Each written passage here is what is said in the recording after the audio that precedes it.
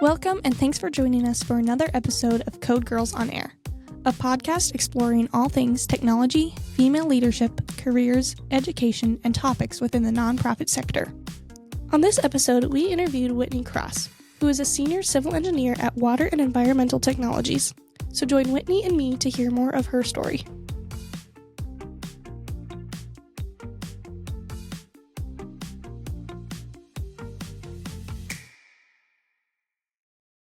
Welcome, Whitney. Thank you for joining us today. Yeah, of course. Do you think you could start by just introducing yourself and telling us a little bit about your background and your career? Yeah, so my name's Whitney Kross. I am actually from the Flathead Valley. I grew up in Columbia Falls. Oh, nice. Graduated from there. I went to college at Montana State University, Go Bobcats. I got my civil engineering degree from them. That was in 2012, so it's been a while. After graduating from there, I went to Billings. That's where I got my first job in engineering. Oh, nice. A lot of the work I did there was for municipalities, so big city water treatment plants, water tanks, anything that a city would need for their treatment systems and their water supply.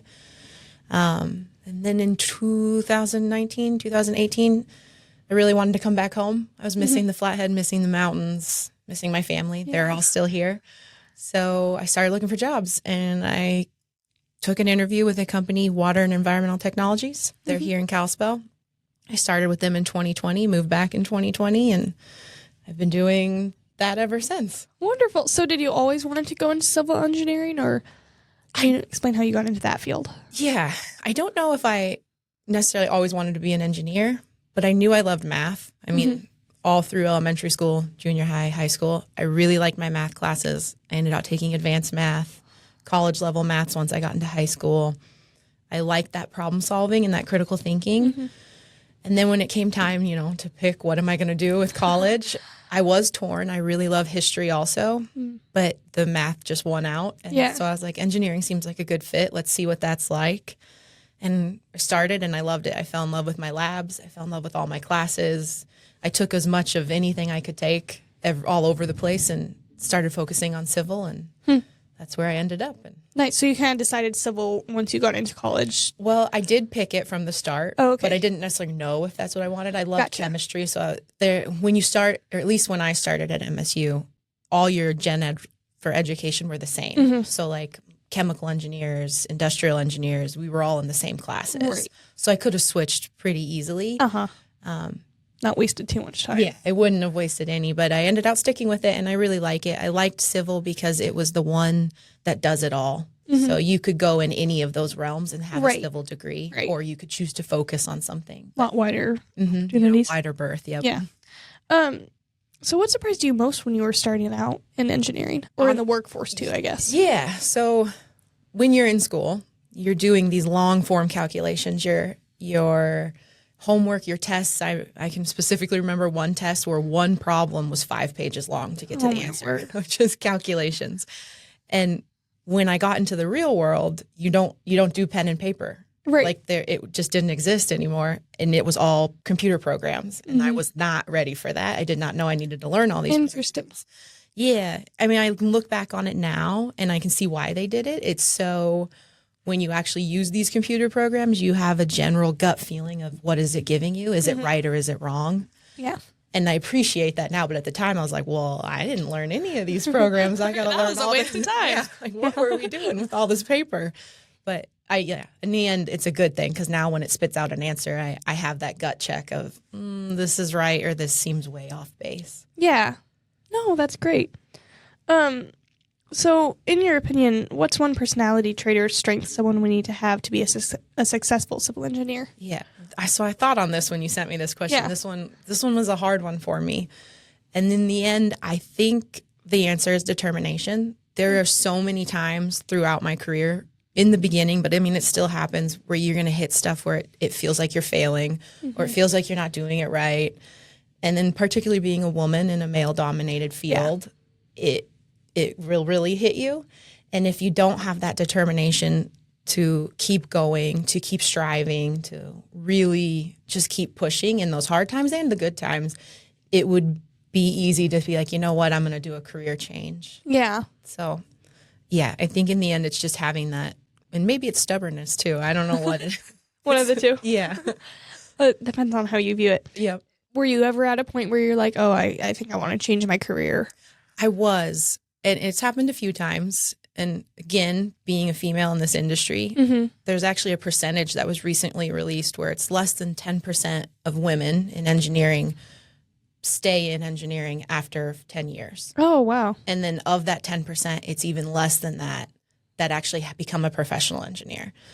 So I can't lie and say that hasn't happened. There's definitely times where it was really hard, but there's just something in me that, like, I know I want to do this. Yeah. And I'm not going to let other people stop me from being able to do that. And I know I'm good at it. So I want to, you just you push through those times, and then you'll have successes, and it brings you back into like, yes, this is why I do what I do. This feels really good. And did you have any other methods for success when you were kind of coming up to these challenges? Yeah. So the biggest thing is have that group around you of people, females in particular. And I didn't work with them. A lot of them weren't at my company because there's only usually a few females at each company. But to have that core group, and some of them were close friends, some weren't, but it allowed us to, like, we would meet up once a month and just be involved and talk about the things that we were going through. And it reminded you you're not alone. Right. That other people are facing this, that here's another approach to how you could get through this, or what your approach did was really good. And everyone else is now listening to you. And it just, having that support is really, that was outside of my workforce. Validation too. Yes, validation is that you're not crazy at times or alone. Yep. Yeah. And how did you kind of get into that group? So it took some time. Really, it's just networking and, like, getting out in your community, word of mouth. Yeah. I started meeting people. I started volunteering when I was in Billings, we had something called Yellowstone STEM, and we would go out to the schools, and on the weekends, once a month, we would host a big STEM activity where we would do engineering and nursing or anything. Yeah. And volunteering to be part of that committee, stepping outside of my comfort zone, knowing I didn't know anyone, you just naturally start meeting people, and you naturally start meeting other females that are in the industry and males that are in it and have a like mindset, and you just start creating these groups and meetups and Yeah. What were some of the specific challenges you faced as a female in a male-dominated field? The biggest, and some of it falls back on me as a confidence thing, is you will get spoken over quite a bit. It's just going to happen. You could be right and know that you're right, and until a male voice says it, sometimes the room won't hear it. And so that's a struggle. It's a struggle to be in that room and know, okay, I just said this and no one listened to me. But now this person's saying it and everyone's listening. Having that confidence to really speak up, make your voice heard, and not just let yourself slip into the background and be grunt work and that's it. That was a struggle in the beginning because I'm naturally not an extrovert. Yeah. So to speak up in those settings was a little difficult for me. Time and meeting other people who've been through it really made it easier. Yeah. It just becomes more natural, and the more you do it, the easier it becomes, and you don't feel so out of place. Practice. Yeah. So what does a day in your life kind of look like now? So as an engineer, it varies significantly. When you first start out, you're going to be in the field a lot, which is really nice. And then as you progress, that field work becomes less and less, and you're doing more of the design and the redlining. So today, now that I'm 12 years into it, I spend most of my days at a desk. That's been an adjustment, but it is what it is. And I'm usually writing design reports. So there's a lot of, you have to get everything through the state and local reviewing authorities. They have to prove your designs. So that's designing those reports, writing those design reports, preparing the plan sheets. In my level, I'm now reviewing those plan sheets that people that work with me are actually drafting. So it's a lot of meetings. It's a lot of meetings, whether that's with younger engineers and helping them with design, or with city officials to make sure we're meeting their requirements, or even with the client from time to time. Yeah. What's the difference between working in the field and now working the desks? Did you like one of them better? It's field work's always going to be better because you're not at a desk. So in the beginning, as an engineer, your summers are going to be in the field. You'll take that plan set that you worked on, and you're going to make sure the contractor follows it. So you're that liaison between the person I am now and the contractor in the field. So you're out there making sure they follow specs, follow plans, you answering their questions or providing them where to go.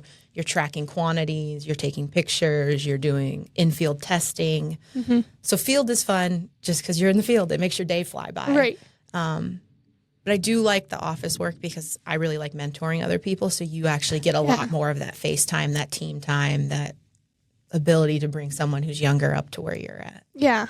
And what is your favorite part? Maybe it is the mentoring piece, but do you have another favorite part that's just your life now? Yeah. So that full circle moment when you've started on a plan set, you've done the whole design report, you're now in construction, you see it get built, and now it's done. Yeah. Honestly, it's such a rewarding when you look at something and you can point out, I can still drive by water tanks in Billings and go, to my family, I did that. Yeah. I designed that That's thing so cool. from scratch and look at it. It's look at it now. standing. Yeah.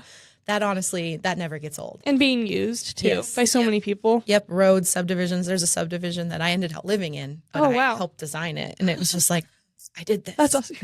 See this plan? Yeah. Yep. That's awesome.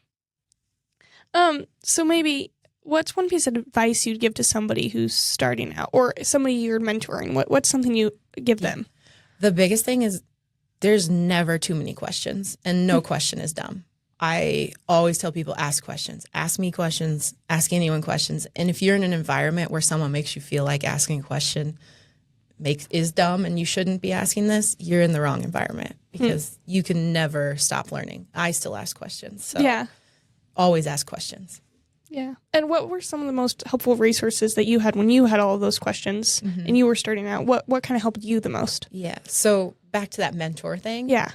If I could go back to me, I wouldn't have waited so long. I would have found that person that I had trust in or I just felt like a connection with sooner. They don't have to be in your field. Honestly, mine isn't even an engineer. She's just a woman in business who happened to be in the engineering company, but she was in the government relations side. Oh, gotcha. But she had so much knowledge that just helped me with my day-to-day because there are stresses that you couldn't even imagine are going to pop up as an adult or in a workforce, and they do. And having that person to go to for advice made a world of difference and still does, which is why I like to do that. I know what it did for me, so I like to do that. Give it back. Yeah. No, definitely. So can you talk about a little bit of the differences from the job that you started out right out of school? Obviously, it was in a different field, but was what you enjoyed different too? No, honestly, it's still, though I was designing different stuff, the end goal and all the stuff, the process was the same. It's just different types. At the time, I was designing a water storage tank. Now I'm designing subdivisions. Gotcha. So the steps are different, but the process is the same, if that makes sense. Like you still have to go through DEQ. You still have to write these reports. You have to do all these things. In the beginning, though, you're less responsible in the sense that you've got someone that's kind of telling you more of, I need this to look like this, make it look like this. Yeah. And then you're out in the field being their eyes. Now I'm the one that's like, I need it to look like this, make it look nice. Yeah. So water storage and subdivisions feel pretty different. So did you learn how to design those in school, or is that something you kind of get trained on? No, so that kind of goes back to the biggest thing is where you said, what was I surprised coming into the field? You don't learn any of this in school. I've come to terms with school really just prepared you for how to handle stress and how to give you that gut check. But everything was from day one, you're learning hands-on at the office. And there were times where it felt like, oh, I'm being thrown under the bus. I don't know what I'm doing. I'm drowning. Yeah. But that also goes back to that determination. If you can push yourself to be like, okay, I need to take the time away from even my work hours to learn this stuff that I know I'm going to need, whether that be design requirements or looking up stuff online for how someone designed a pump station.